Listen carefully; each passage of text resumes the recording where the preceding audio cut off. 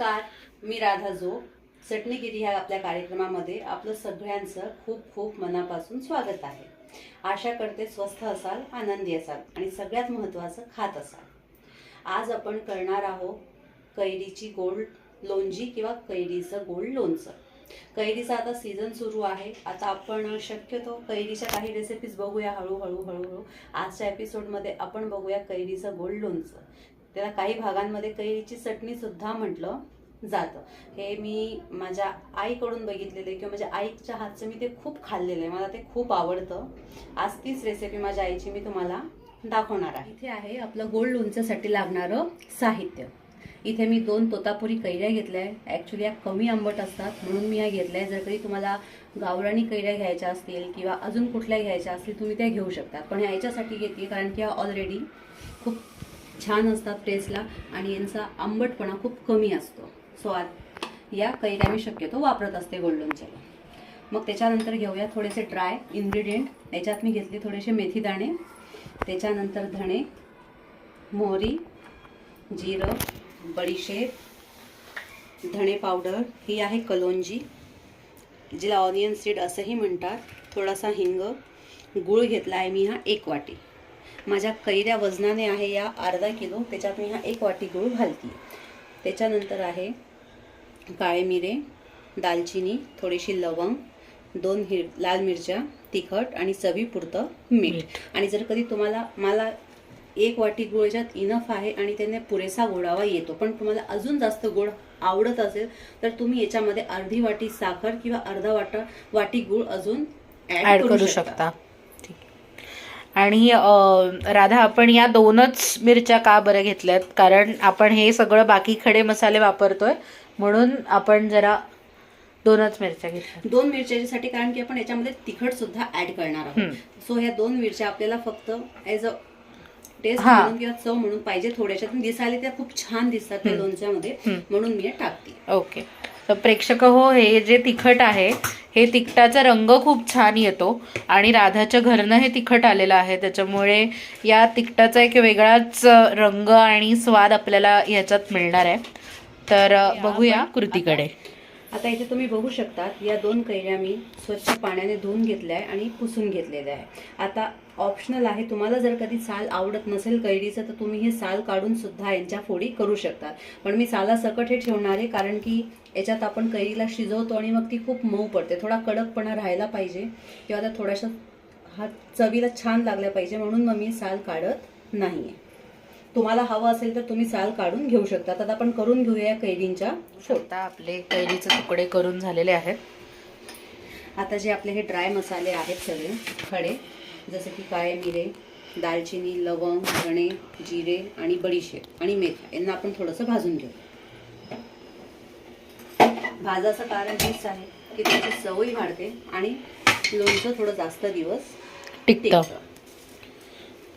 तर इथे मी सगळे एकत्रच भाजून घ्यायचे. आपल्याला यांचा काही रंग वगैरे बदलवायचा नाहीये, फक्त 1-2 मिनिटं यांना गरम करून काढून घ्यायचे.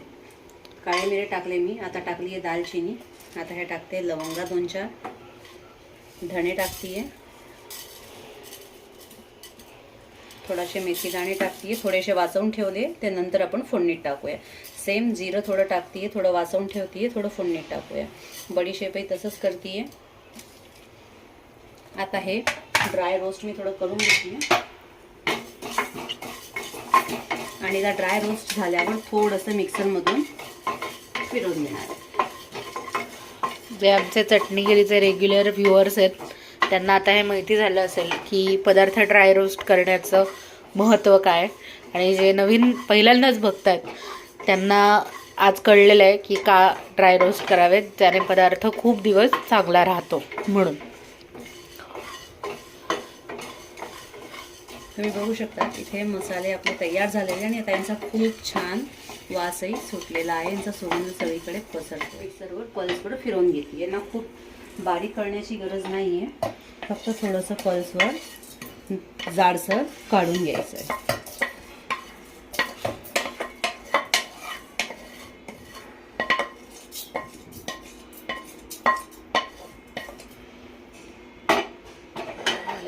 त्याला आपण मिक्सरमधून थोडंसं असं जाडसर बारीक काढून घेतलेलं आहे.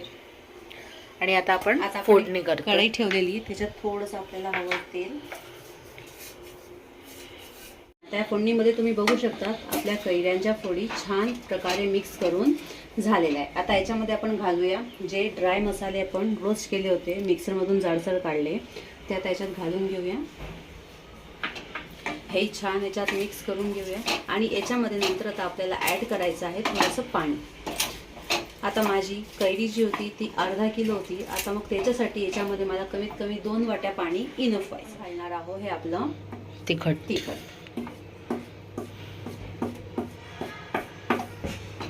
आणि गोड लोणचं आहे म्हणून याला जास्त हळदीची गरज नसते. फक्त एक हरभऱ्याच्या डाळी एवढी हळद याला पुरवते. मी ही एवढीच त्याच्यात घालते, म्हणूनच मी ही तुम्हाला इन्ग्रेडियंटमध्ये दाखवलेली नाहीये. एकदम थोडीशी हळद याला पुरे होते. आता छान आपण मिक्स करून घेऊया. त्याचा रंग लगेचच बदललेला तुम्ही बघू शकता.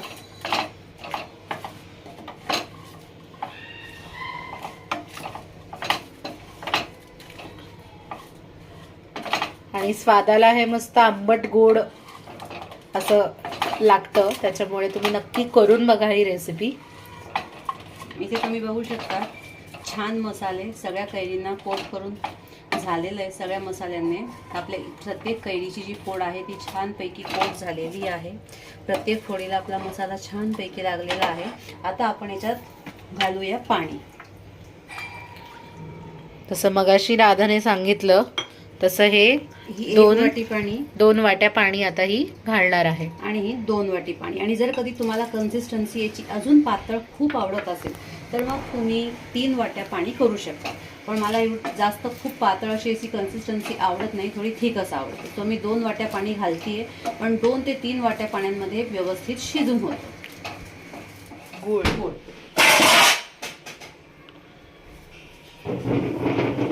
आता आपण तो छानपैकी याच्यामध्ये थोडं मिक्स करून घेऊया. आणि हे लोणचं जर कधी तुम्ही फ्रीजमध्ये ठेवलं तर 10 ते 15 दिवस आरामात व्यवस्थित राहतं. वर ठेवलं तर 2 ते 3 दिवसात हे खराब होण्याची शक्यता जास्त असते, कारण त्याच्यात आपण पाणी ॲड केलेलं असतं. आणि सगळ्यात महत्त्वाचं म्हणजे की आपल्याकडे महाराष्ट्रात जो मेथांबा बनवतात तो अगदीच काही थोड्याशा इन्ग्रेडियंट्सने बनवला जातो. पण आज आपण एक मसालेदार किंवा एक वेगळी रेसिपी बघितली मेथांबाची. तर ही तुम्ही नक्की करून बघा, तुम्हाला नक्की आवडेल ही रेसिपी. आणि आपला मेथंबा हा तयार झालेला आहे.